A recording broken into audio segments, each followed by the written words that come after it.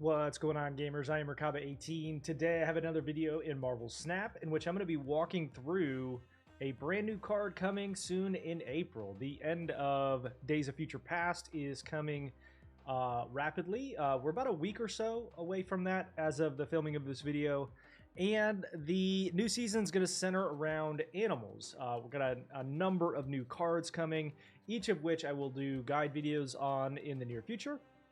But the season pass and the season rewards are coming, and they've sort of been out and about on the internet for a little while. So I thought it'd be a good time to talk about the seasonal card that is going to be coming in Marvel Snap next season. That is April 2023.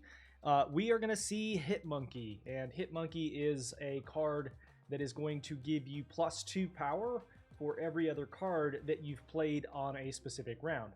I think this is going to be a very versatile card, one that you can plug into a number of really strong decks and make it even better. Some of the harder ones that I think you'll be able to play with are like Mr. Negative, to flip the power and energy costs of some of your better cards like Iron Man, make them free. And then at the end, you can play all those free cards in addition to Hitmonkey, get a bunch of extra power. I think that's a really strong deck to play it in. Unfortunately, as it currently stands, Mr. Negative is a really tough one to play at the higher levels of the meta because of how much RNG it relies on. Requires you to draw in a bunch of cards early, and then hopefully have some of your more expensive cards in your deck still. It's just very RNG. It can be effective, but I think Hitmonkey is going to make it much more effective. I can also imagine a world in which you're going to see Hitmonkey played with bounce decks, with the Collector, with Beast, with Falcon, and Bishop. All of those bounce decks where you're bringing cards in and out of your hand. Quinjet, even with the new nerf that is out there with Quinjet, I think that could be a really effective one to have continual cheaper cards, duplicate them, then play Hitmonkey, and get additional power from him. However, as you can see right here, this is the deck I think is going to be very, very strong with Hitmonkey. I would plug in Hitmonkey for like Wolfsbane or Ironheart here. This is the deck I've sort of just thrown together so that you guys can see what it kind of looks like. Some very cheap cards here, 0, 0, 1, 1, 1, all the way across the top there. Goose is there sort of as a control element. Cosmo is there as a control element. And then because this deck isn't going to have like the top level power that like Taskmaster or Shuri Red Skull are going to have, Leech is there to sort of stop some of that high play at the end. Sarah is obviously there as well to cheapen your cards. Therefore, towards the end of the rounds, you can play some of your stronger cards for cheaper. And then Hitmonkey, you want to play with as many cards as humanly possible as well. So we obviously don't have Hitmonkey just yet, but I wanted to go ahead and jump in and show you kind of how this deck might work in real time. As always, I don't show you any edited footage when it comes to these games. This is live right here with you, so you can see me win or lose with it. Okay, right out of the gates, we got a really strong play here. We're going to go Leech and Titania here. Leech will prevent all of his cards from having any ability whatsoever. Good She-Hulk. Goodbye to your abilities. All right, this one's a fairly strong zone because it's not likely that he's going to play anything else. So we're going to go Goose here and then Wasp here. Also, for those of you that are watching, I want to make sure every single person that is watching this channel, watching this video, has subscribed, like, and comment below what you think of these guides. What do you think I should do a deck guide on next? I would love to know. I would love to know. We're going to go ahead and go... Normally I wouldn't play Yellow Jacket here, but because it's already like relatively low power here, we're going to play it there. Then we're going to go Cerebro here. I also play this game full-time over on Twitch at Merkaba18. Make sure to come on by and check out the live stream. Cosmo. Classic. Okay, so Ironheart here to give a boost to some of my other cards. All right, we got Shuri and then probably Red Skull here. Now, what that probably means is we need to play a card right here to bring Titania back.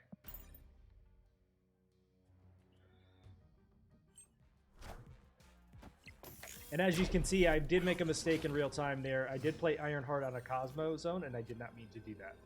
So, even I make mistakes, right? All right, we're going to go Sarah here. And I don't think that's going to be enough to win, but we shall see. He's probably going to play Infinite here. But you can kind of see, like, even without a great draw, this deck can lock down and prevent people from doing very, very strong plays. We'll see what he plays here on the final turn.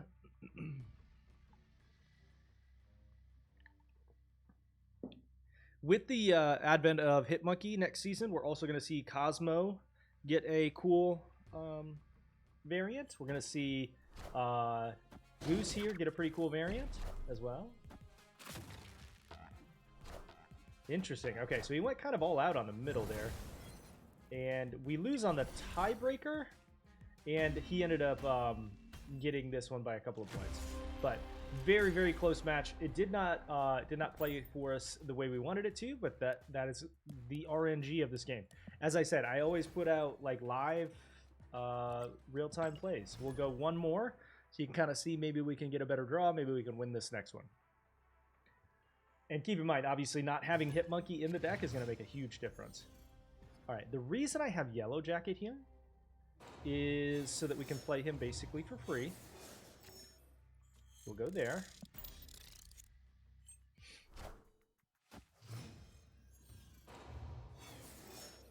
All right, here.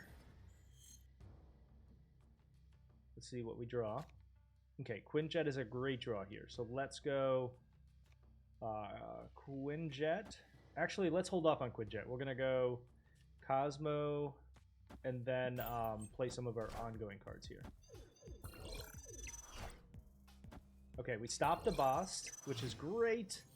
Great play there.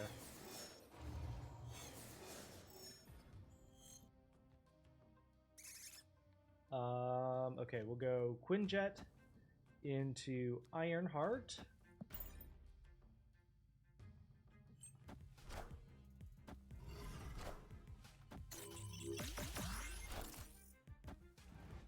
Okay, so he went Absorbing Man, which means all of his cards are now going to have Bast, which turns him into 3 power. So we're going to go Wolfsbane and then Titania here.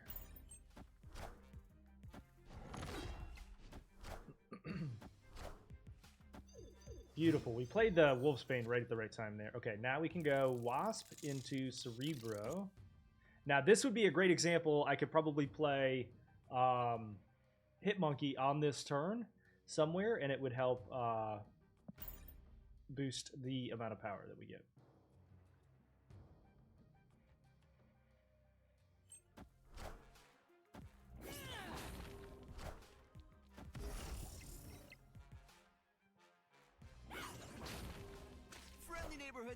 All right, so it's going to be interesting. I can't play it, so he's going to end up taking Titania here. But we can go there. Now, a good one to plug in here somewhere would be Sunspot, because this is obviously a lot of wasted energy. But I have a pretty strong chance of winning this one, actually. So we shall see. He can't play anything super strong here because Cosmo. And this one's... yeah, we'll see. We'll see.